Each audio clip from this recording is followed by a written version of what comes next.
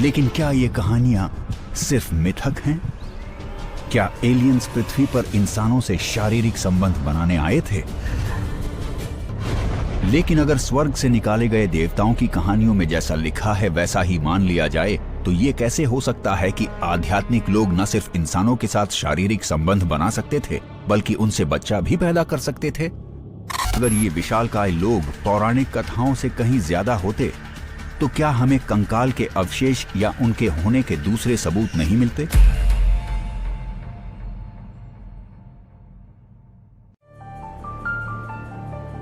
डेलावन lake, Wisconsin, 4 मई 1912।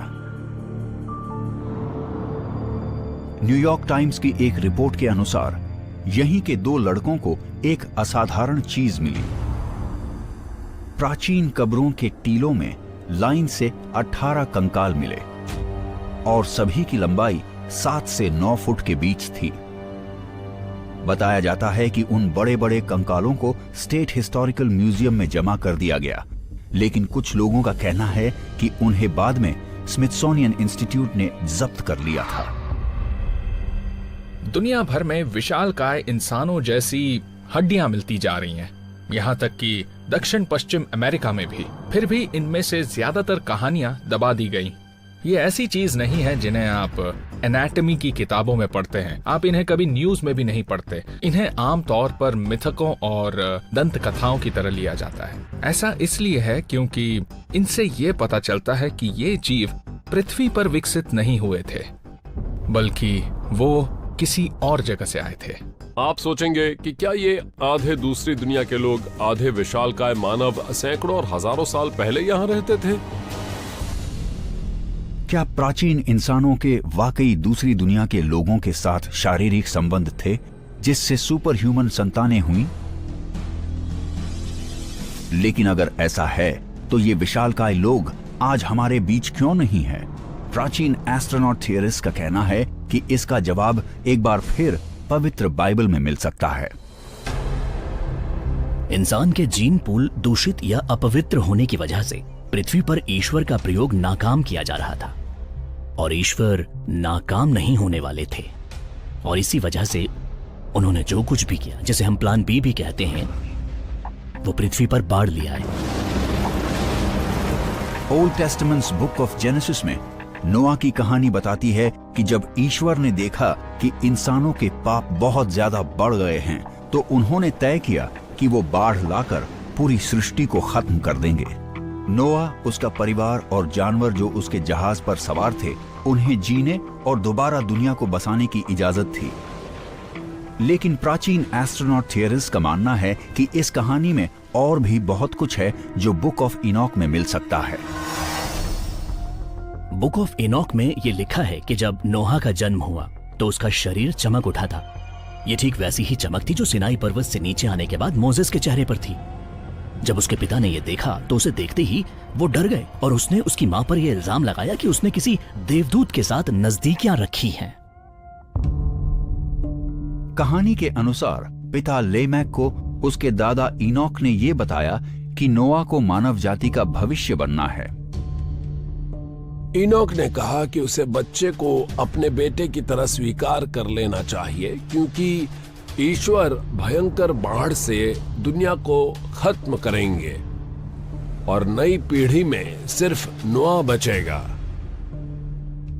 और नोआ दूसरी दुनिया के लोग और हमारा मिला जुला क्रीचर था। अब हम नोआ के वंशज हैं, इसलिए हम सब उसका हिस्सा हैं।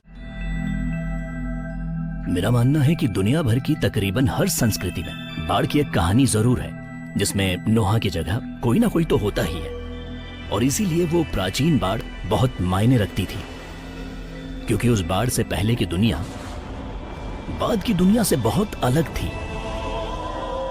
दुनिया भर में लगातार हमें ऐसी कहानियां मिलती रही हैं कि बाढ़ के पहले एक उन्नत तकनीक वाली सभ्यता हुआ करती थी, जिसमें इंसान सितारों की दुनिया के लोगों से जुड़ा हुआ था। ये सब दूषित या पवित्र होने की वजह से सब खत्म हो गया। ये वाकई में हैरान कर देने वाली एक बात है। क्या ऐसा हो सकता है कि भयंकर बाढ़ की इस कहानी के साथ साथ ये भी सच हो कि ऐसा इंसानों की उस आबादी को मिटाने के लिए किया गया जिसे दूसरी दुनिया के लोगों ने अपवित्र कर दिया था? अगर ऐसा है तो क्या इससे इंसानों और एलियंस के बीच शारीरिक संपर्क खत्म हो गए, या दूसरी दुनिया के लोग हमारे डीएनए के साथ प्रयोग करते आ रहे हैं? Mount Olympus, Greece. कहा जाता है कि यहां ग्रीक देवता रहते थे जिन्हें ओलिम्पियंस कहा जाता था। प्राचीन ग्रीक कहानियों के अनुसार माउंट ओलिम्पस नश्वर लोगों के जीवन में दखल देने, युद्ध में उनकी सहायता करने, उन्हें जरूरी चीजें सिखाने माउंट ओलिम्पस से नीचे आते थे, जैसे कि आग जलाना और हथियार बनाना, और यहां तक कि वो उनके साथ शारीरिक संबंध भी बनाते थे। ज़्यूस की ऐसी कई कहानियां हैं जिनमें लिखा है कि उसने नश्वर औरतों के साथ संबंध बनाए और उसके बाद उन नश्वर औरतों ने इन असाधारण बच्चों को जन्म दिया, जैसे कि हेराक्लीस, जिसे हरक्यूलिस के नाम से भी जाना जाता है। वो ज़्यूस के बच्चों में से एक था। उसकी माँ एल्कमीनी थी जो एक नश्वर औरत थी, और ज़्यूस उसके पति का रूप धारण करके उसके पास पहुंचा, और उसके बाद वो गर्भवती हो गई और उसने एक महान नायक हरक्यूलिस को जन्म दिया। देवताओं और इंसानों के बीच इन शारीरिक संबंधों का एक पहलू यह है कि इसमें तकरीबन हमेशा औरतें गर्भवती हो जाती थी।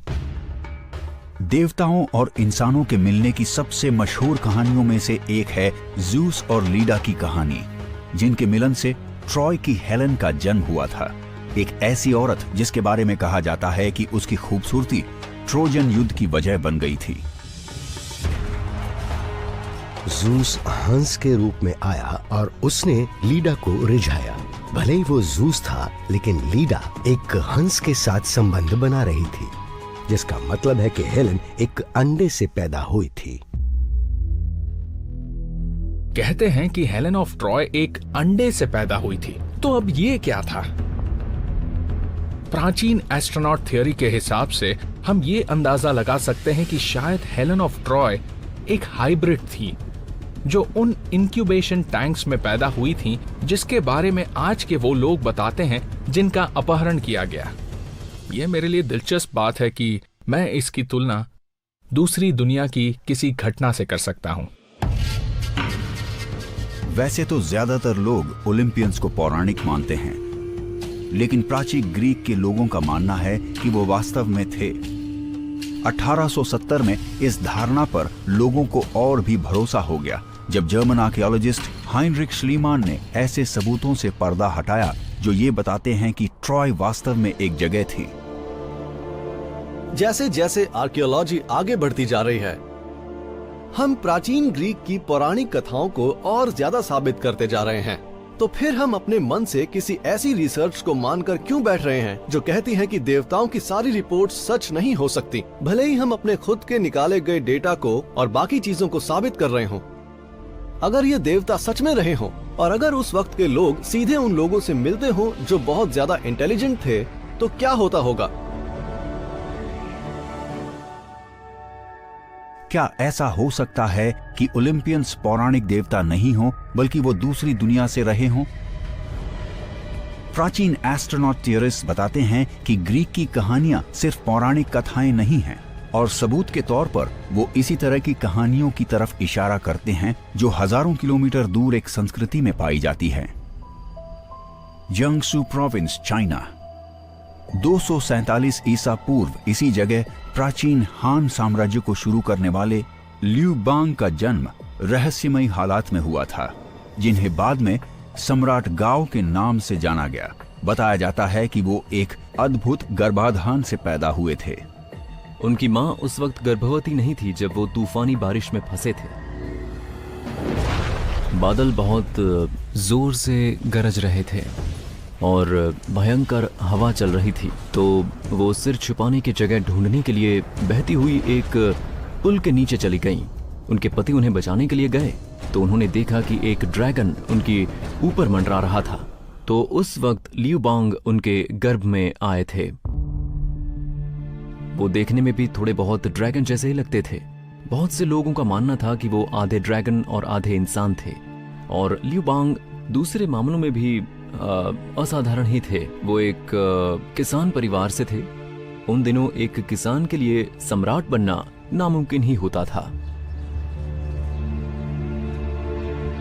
लियू बैंग ने चाइना में महान हान साम्राज्य की शुरुआत की और इसलिए लोगों ने ये सोचा कि हो ना हो ये बच्चा सिर्फ इंसान से नहीं जन्मा है, बल्कि उसके गर्भ में आते वक्त उस उड़ने वाले ड्रैगन से भी जो चीज आई थी वो उसकी पहचान में शामिल थी।